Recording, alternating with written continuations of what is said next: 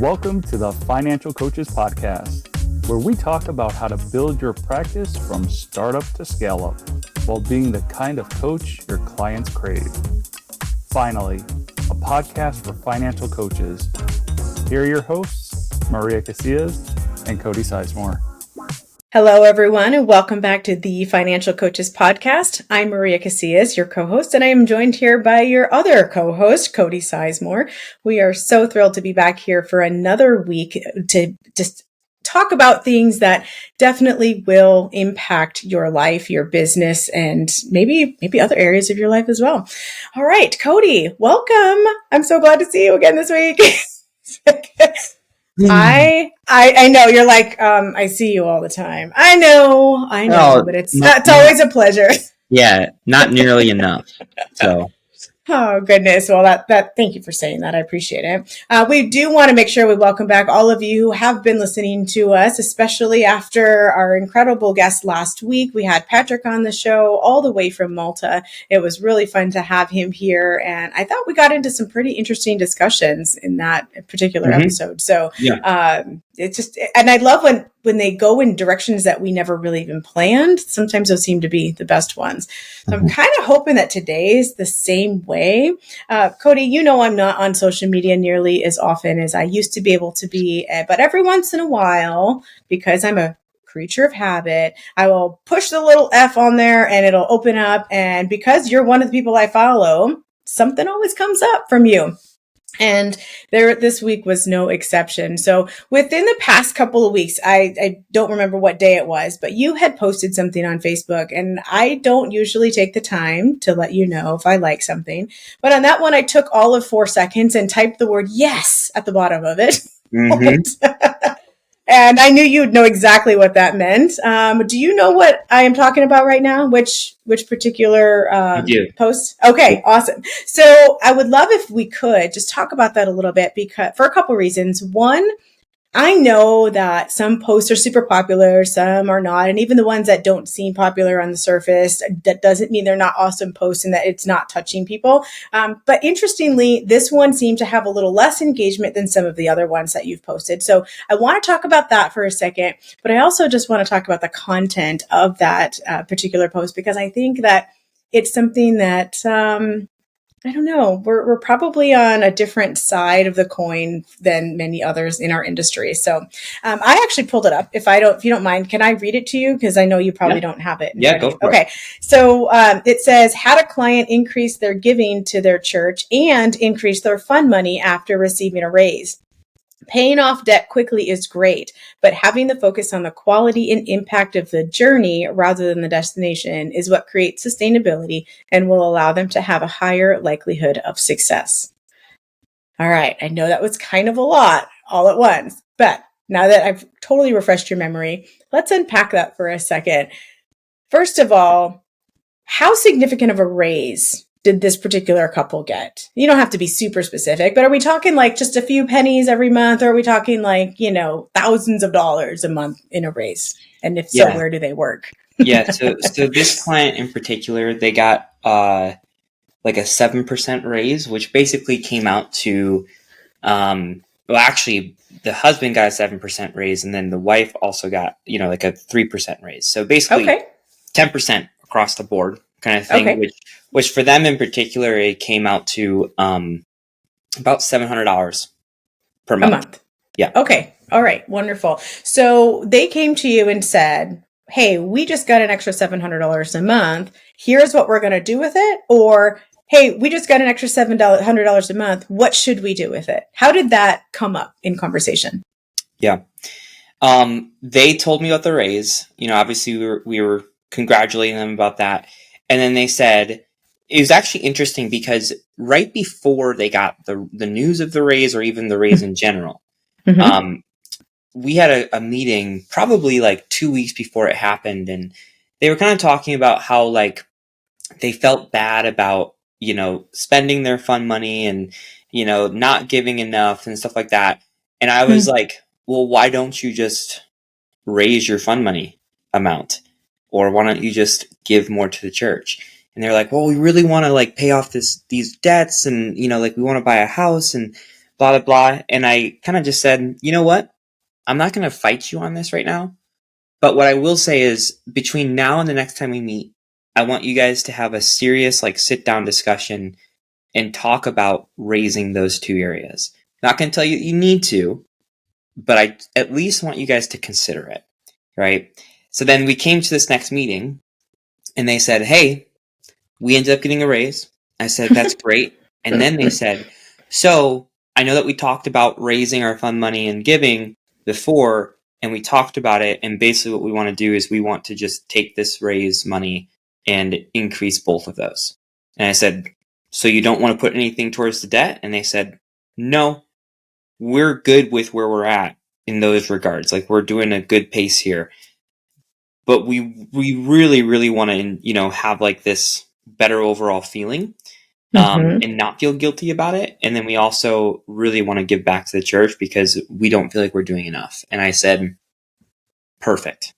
Sounds great to me. So that's how it all kind of unfolded. Awesome. So, you mentioned the idea of the journey, which I'm looking here because I want to make sure I don't misquote you. But okay, so it's focused on the quality and impact of the journey. Okay, before we get into that, you said that they were feeling guilty about their fund money. Mm-hmm. What was it about that was making them feel guilty? Was it the amount that they were using? Was it like too much? They didn't feel like it was enough? I don't want to give you any of the answers, but I'm curious. What was it about that made them feel guilty? Yeah, I think that it was just that, like, they're both very driven to get this stuff paid off and then buy a home and then start a family. Okay. So they felt guilty because they're like, well, if we spend this money, then it is going to prolong the goals that we have. Right. That was why they felt guilty. Even like with their amount that they had, it was like a decent amount. It wasn't like a ton, but it was a decent amount. It was comfortable. But I just encourage them, like, please enjoy that money. Like, please.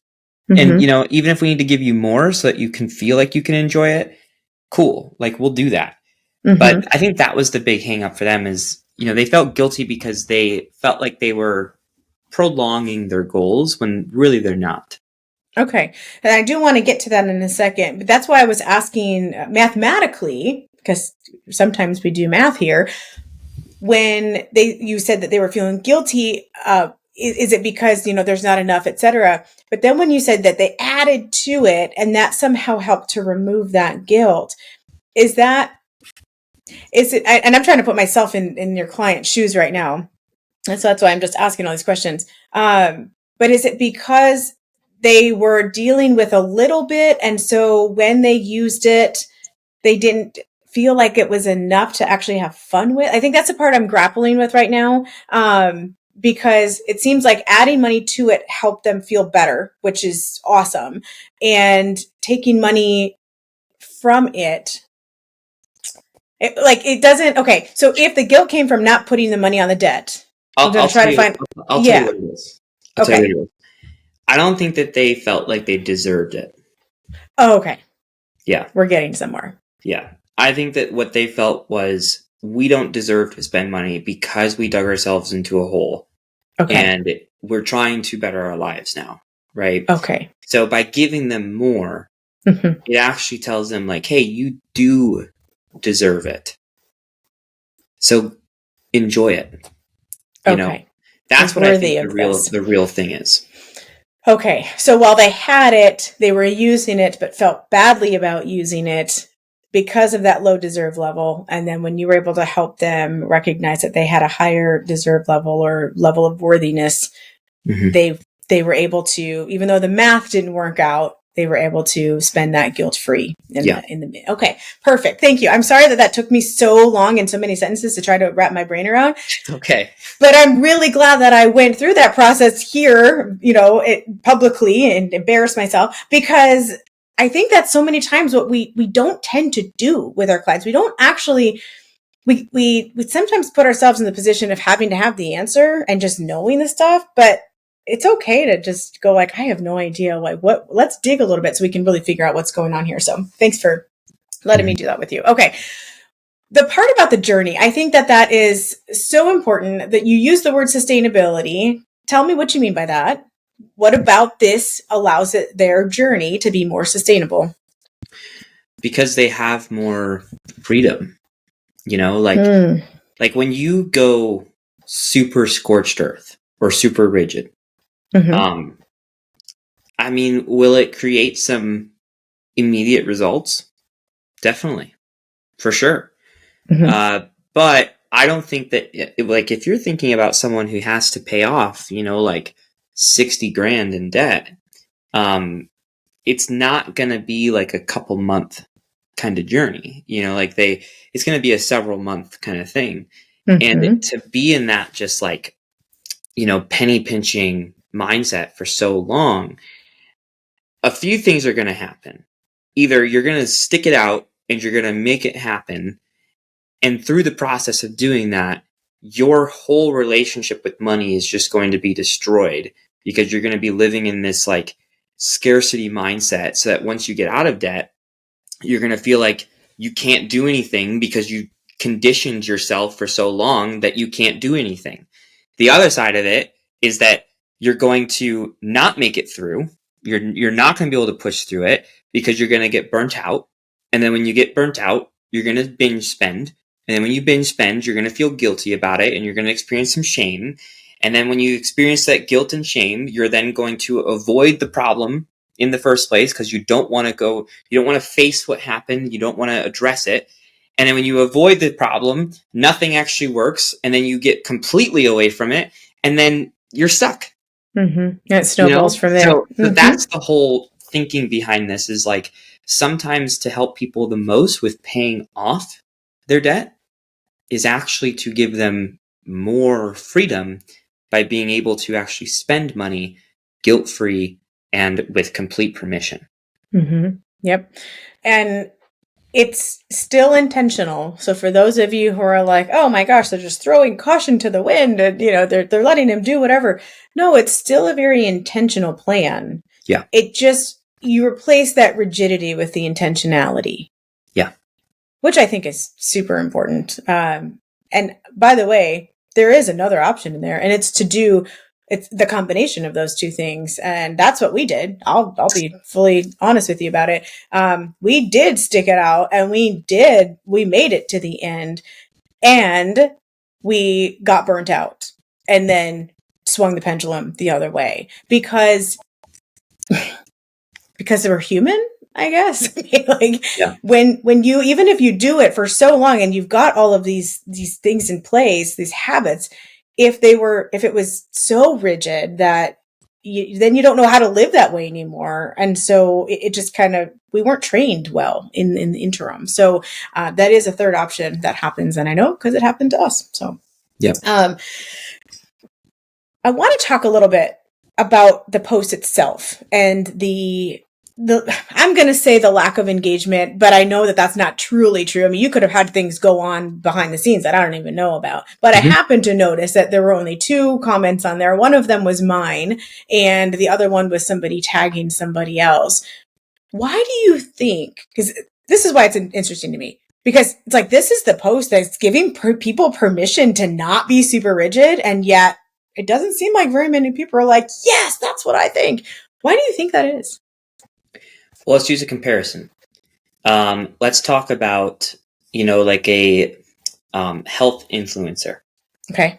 Or like a personal trainer or whatever it might be, right? Mm-hmm. The posts that get the most engagement, the posts that, get the most people excited about like what they're doing or the results that they're getting are the posts of people, seeing those transformations, like, that they're overweight. And then the next picture is that they're like super in shape, right? Mm-hmm. So that's what people want. Like they want to see like, in the financial realm, like they want to see stuff like, hey, this person paid off $3,000 in debt this month. This person saved $5,000, this month, or, whatever it might be, because it's exciting and it's cool to like think about like, oh, well, what if that could be me? Like that kind of stuff. Right. Mm-hmm. But if you see, a personal trainer or if a fitness coach or whatever, and they make a post that says, hey, you can still get in shape and have ice cream. there's probably going to be people who are like, I don't know about that. That's not what I heard. Mm. You know what I mean? Mm-hmm. Even though it might completely be true, you Mm-hmm. could still lose weight and eat ice cream for sure. Mm-hmm. Mm-hmm. But there's just like seems a little bit too good to be true. That's not really what I heard. Where's the proof behind this? Like all that kind of stuff, right? Mm-hmm. So I think that this really boils down to the old adage of when you are, marketing yourself, you don't want to always give people what they need. Like hearing this is something that people need. Like people Mm-hmm. need to know. Like you don't have to throw away your life for the sake of financial gain. Mm-hmm. People need to know that. And it's an important lesson. But when you're marketing, generally speaking, what you want to do is you want to give people what they want first. Mm-hmm. And then once you start working with them, then you can actually give them what they need.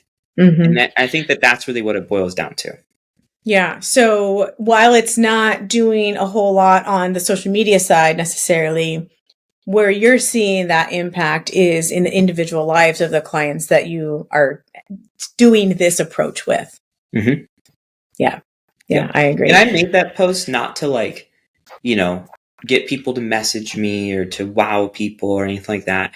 I made that post because I think it's important for people to understand the reality of what personal finance should and can look like, Yeah. And also like what it looks like to work with me. Like I'm not going to be that guy who tells you that you should throw everything away for the sake of your finances, Right. I think it's almost like it's like a brand building post. It's not really a, hey, message me, call to action kind of post. Yeah, I agree with that. You didn't even ask for a call to action. You didn't put one in there. So that makes perfect sense to me. And that's not why I was curious about it, by the way. I'm certainly not suggesting you're not marketing yourself well, because you absolutely are. But I think that the thing that was so intriguing about that is that I like that it just like, that's the heart of it. That's where it's like their values. That's where it personalizes it for them. Right. So I really appreciate your analogy about the ice cream. I think you're absolutely correct about that. I could see where somebody would think that way. And maybe fund money and giving to their church is not the personal part that somebody else would be really interested in. So the key here is that they were able to give to the things that they valued. That was where my yes came from. Like it's a personal plan that is working for them, and it's aligning their spending with what is actually important to them. And it didn't throw all of the debt away. It just didn't say, well, we're not going to address that. They're still addressing it. But it made them empowered to make those decisions on how quickly that was going to happen and what they were willing to give up and or not give up in order to make it happen faster. So that's really great. One other thing I just want to bring back, you mentioned when you're talking about when someone saw a post about, you can lose weight and eat ice cream too. And in our minds, we're like, well, that's not what I heard. I'm reminded of part of the conversation that we had with Patrick last week. And that was that whole idea of being told what to think rather than actually being able to figure out how this looks for ourselves. And so I think just as our listeners are kind of hearing us dissect this a little bit, the idea here is to make sure that your clients know how to identify what is important to them. Sometimes we don't even know what even matters to us. And we've been told by all of these other people around us, again, whether it's by government, social media, our parents, whoever, this is what's supposed to be important to you, or this is how you're supposed to do this. And it's like, it's not that's not me. It doesn't fit with what works for me. And so I do believe that is going to be an important part of what we do. And it's just, again, helping them to identify what is it they really want anyway, and not just grasp onto what other people say. Yeah. And I think last thing I'll say on this, I think that this is not only a good learning opportunity for our clients, but I also think it's a good learning opportunity for us as coaches as well, because oftentimes, and I'm guilty of this myself, especially when I first started, I was so fixated on doing everything that I could to get my clients as much results as quickly as possible. Even if that meant basically saying hey, we got to cut everything out, and it wasn't good. It Mhm. wasn't good. That was something I had to really grow out of. And I was conditioned for a long time to take that approach. But the more and more that I worked with people, the more and more I realized that there's a better way, Mhm. and people will appreciate you for that. Even that post, the wife who was, in that couple that I was coaching, Mhm. she saw the post. She loved the post. And what Mhm. that did was basically it basically validated her, Yep. like, okay, like this is a good thing, like this is something that we deserve. This is something that we're worthy of, and I Mhm. feel even better about it, Yeah. so, and that goes a long way because when it comes to personal finance, like it's not all about the numbers. A lot of it has to do with mindset, emotional, mental stuff. Like, so if you keep that in mind, it's really, really important, and it can up level not just your clients, but also you as a coach as well. Yeah, I agree. Well, I really appreciate you putting it out there, not just for them, but for us as well. And I love that you're willing to just help me unpack stuff that I see once in a while. Since I don't have time to look at it on my own, I'm like, hey, I'll just use our time when we're on the podcast and figure out what's going on. So I appreciate that. You guys, we really appreciate you tuning in every week. We always invite you to join our community in Facebook, which is free to join. And the name of that is the Financial Coaches Community by New Money Habits. We encourage you to just do a quick search, find us there, answer a couple of really simple questions, and we would love to have you in there. Is there anything else that I did not mention today that we think we need to do? I don't think so. No, I I think think we're good. we're Yeah. good. So Awesome. All right, you guys. Well, we appreciate you coming in today. We look forward to seeing you again next week. Thank you for listening to the Financial Coaches Podcast, brought to you by New Money Habits and Sizemore Financial Coaching. Submit your questions to our hosts by emailing podcast@newmoneyhabits.com. Be sure to subscribe to be notified of future episodes and join our growing group of like-minded coaches on Facebook. And until next time, happy coaching.